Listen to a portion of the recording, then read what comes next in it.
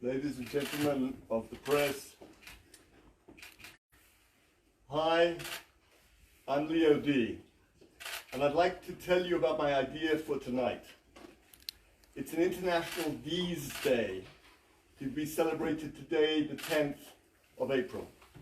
First of all, let me introduce myself. I'm the husband of Lucy D and the father of 5 beautiful kids.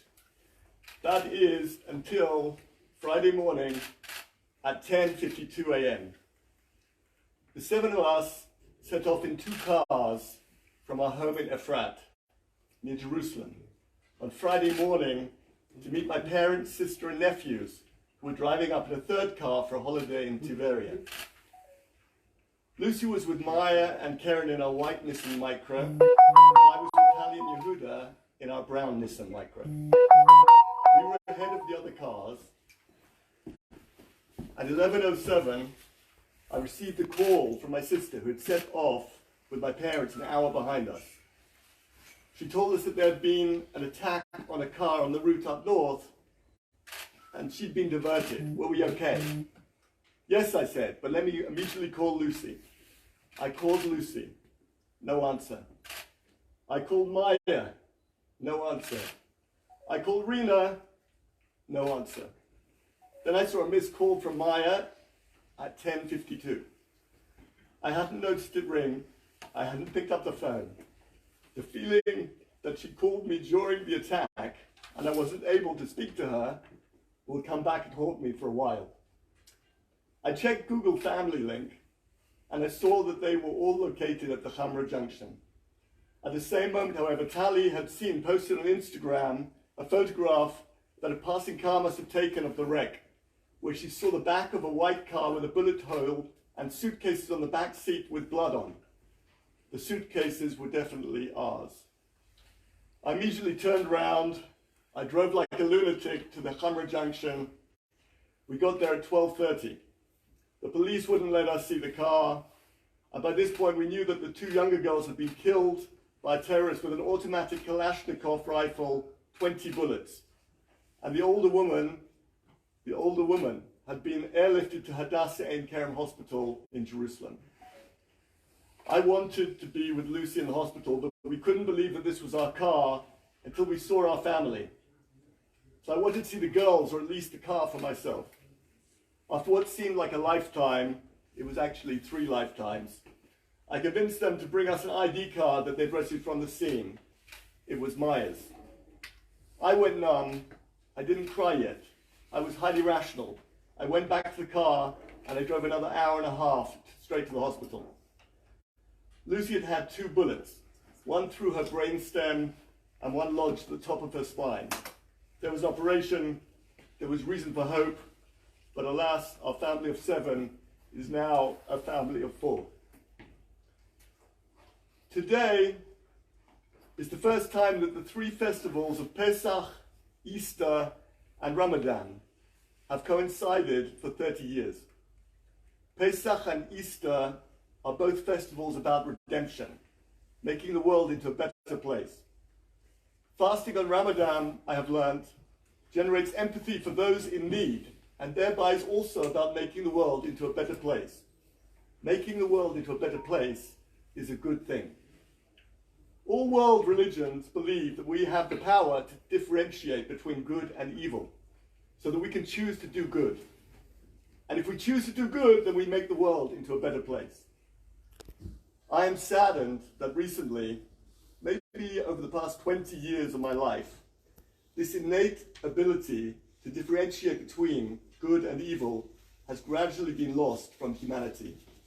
That's why I wish to designate today, the 10th of April, as D's Day. Today we differentiate between good and evil, right and wrong. And how do we differentiate between good and evil? We use our gut feeling. There's no better formula. We can't trust an app. We can't trust the news. Sorry, gentlemen. We can only trust our intuitions. So how would I like you to celebrate D's Day this year? If you feel that it was wrong to shoot dead at close range 3 beautiful, innocent young ladies in the prime of their lives, then please post a picture of you or your spouse or your children with an Israeli flag. Or just post a picture of an Israeli flag and share it on Facebook, Instagram, or whatever social media app you use. If you don't have an Israeli flag, make one. I'll show you how.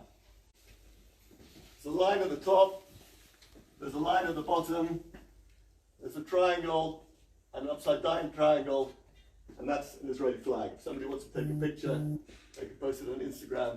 That takes about 10 seconds. For too long, we have let a small minority try to convince us that there is no such thing as right and wrong. Everything is relative. And it's cathartic to do this because sometimes when we do wrong, we know we have to make up for it. But if we pretend that there is no right and wrong, maybe we'll get away scot-free. But that attitude to life is actually like a cocaine addiction.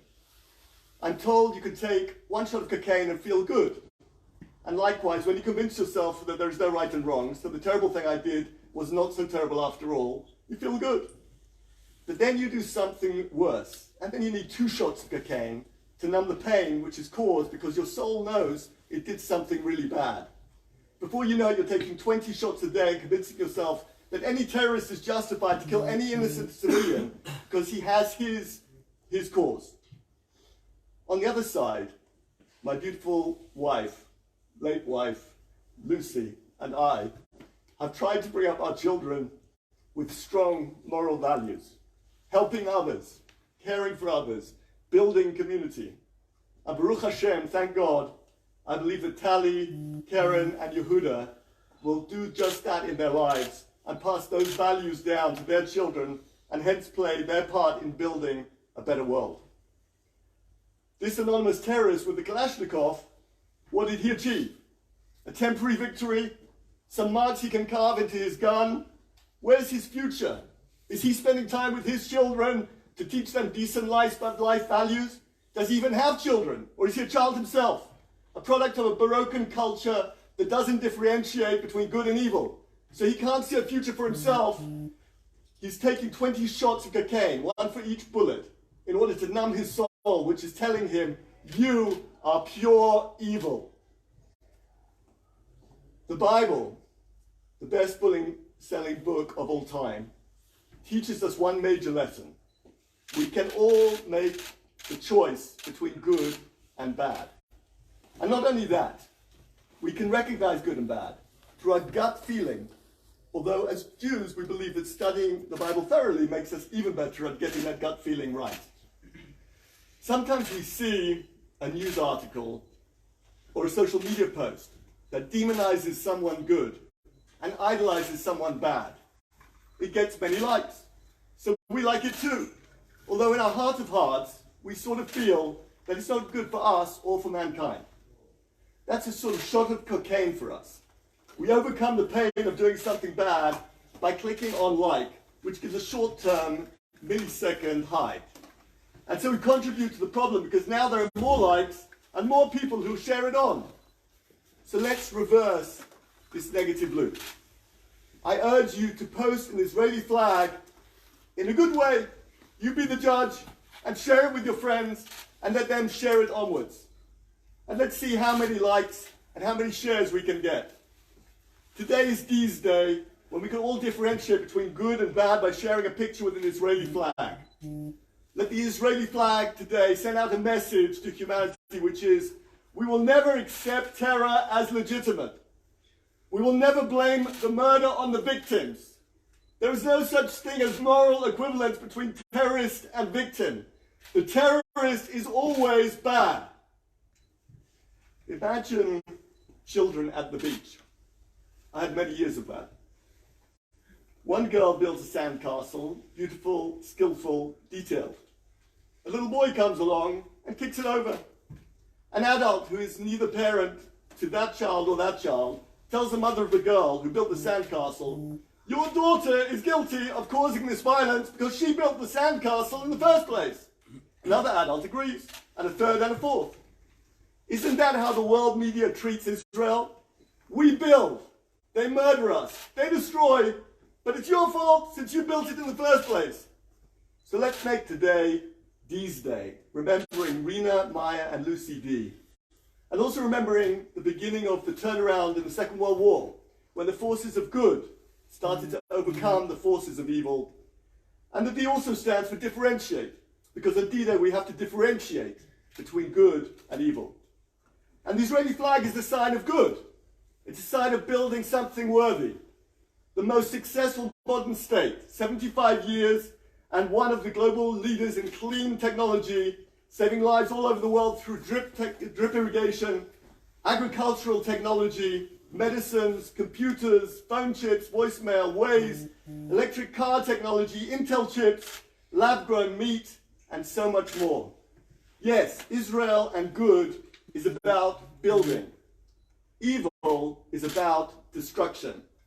Israel is good, evil is bad. Today is a day to say yes to building a better future, and saying no to anyone who just wishes to destroy it with no better plan about how to build it better and stronger. World media, show me your true colors. Do you really believe in moral equivalence? Will you continue to support evil by giving it a voice? Am I and my family really a threat to world peace?